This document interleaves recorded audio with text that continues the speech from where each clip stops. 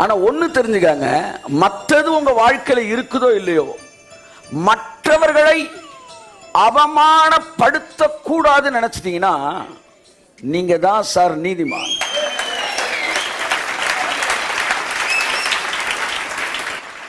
எவ்வளவு நேரம் பைபிள் வாசித்தாலும் மற்றவனை பற்றி குறை பேசினீங்கன்னா ஃபில்லிங் த பிளாங்க்ஸ். என்ன கிரேஸ் பிரீச்சர்.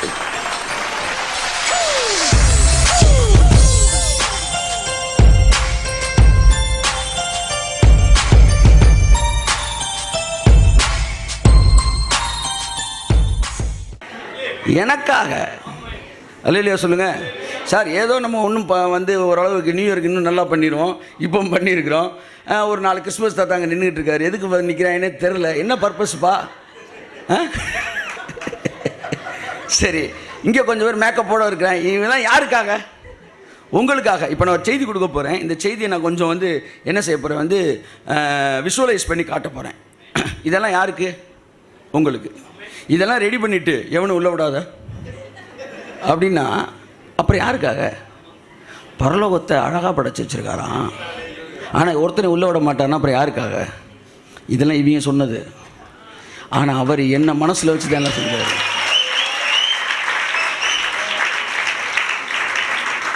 பரலோகத்தில் பாட்டு பாடிக்கிட்டு இருந்தாலும் நான் போன பிறகு தான் மைனர் மேஜராக மாறுன்றேன்.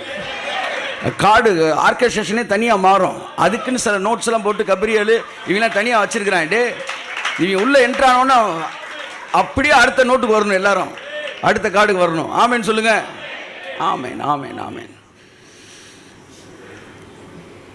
அதான் ஒருத்தர் சொன்னார், பூமியில் நம்ம எந்த பாட்டை ரொம்ப பாடுறோமோ, விரும்பி எது பிடிக்குதோ, நம்ம பரலோகத்தில் என்ட்ராகும்போது தூதர்கள் அதே பாடலை பாடுவார்களாம். அவனை வெல்கம் பண்ணும்போது அவனுக்கு பிடிச்ச பாட்டு.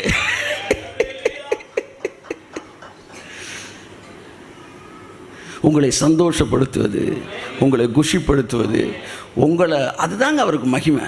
அதான் நீங்கள் பார்க்க போகிறோம். உன்னதத்தில் தேவனுக்கு மகிமையா? எப்படி வந்து பூமியில் அவர் பிறந்தது, அவருக்கு எப்படி மகிமை என்பதை பற்றி ஒரு சில நிமிடங்கள் பார்க்க போகிறோம். என் அன்புக்குரியவர்களே, உங்களை ஆசீர்வதிப்பதும் உங்களை சந்தோஷப்படுத்துவதும் தான் அவருடைய சந்தோஷம். அதனால தான் பாருங்கள், உங்கள் பிறந்த நாளைக்கு நீங்கள் தான் ட்ரெஸ் எடுப்பீங்க. ஆனால் அவர் பிறந்த நாளைக்கு ஊருக்கே ட்ரெஸ்ஸு கொடுத்துருக்காரு. நம்ம எல்லாருக்கும் ட்ரெஸ்ஸை கொடுத்துருக்கிறாரு. இது ஒரு பெரிய ஒரு குழப்பமான சம்பவம். என்னென்னா, பிறந்தநாள் அவருக்கு, புது ட்ரெஸ்ஸு நமக்கு. பிறக்கிறப்பவே நம்ம ஆசீர்வதிக்கப்படுறோம். யோசிச்சிருக்கீங்களா? அது எதுக்கு யோசிக்கிறோம்? கிறிஸ்மஸ்னா ஏன் ட்ரெஸ் எடுக்கிறோம்? கிறிஸ்மஸ்னால் பிறந்தநாள் சார். Happy birthday. ஏசுனாருக்கு ஹாப்பி பர்த்டே. அவருக்கு பர்த்டே, உங்களுக்கு ட்ரெஸ்ஸு. பிறந்ததுக்கே எப்படின்னா மறிச்சதுக்கு எப்படின்ற.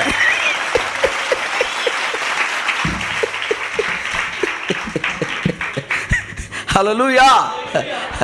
சந்தோஷமாக இருங்கள். கர்த்தர் உங்களை ஆசீர்வதிப்பார். ஆமென். ஸோ தேவன் நல்லவர்.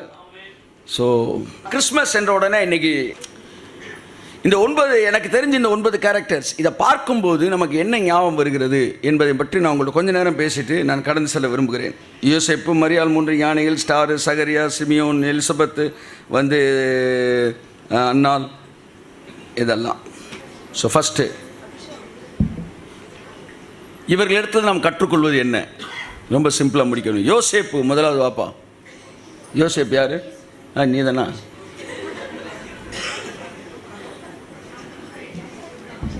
இதான் பண்ணிங்க. Praise God. நான் அந்த கேரக்டர்ஸை இதை பேஸ் பண்ணி பைபிள் என்ன சத்தியத்தை நமக்கு சொல்லுகிறது என்பதை நான் சொல்ல விரும்புகிறேன்.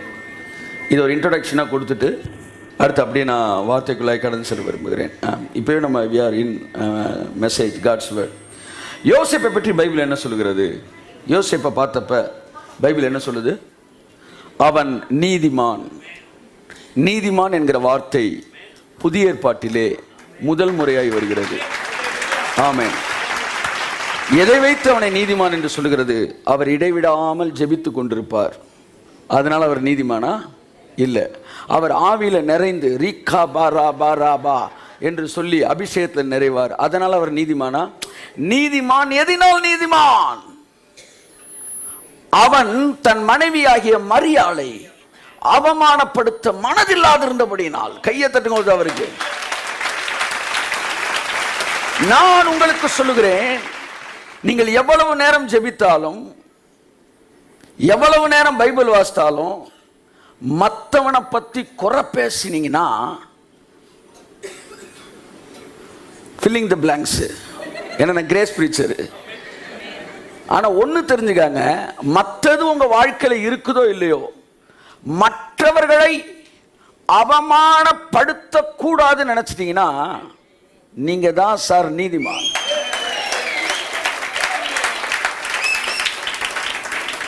நீங்க எவ்வளவு தூரம் மிஷினரியா போய் வேலை பார்த்தாலும் அது முக்கியம் இல்லை.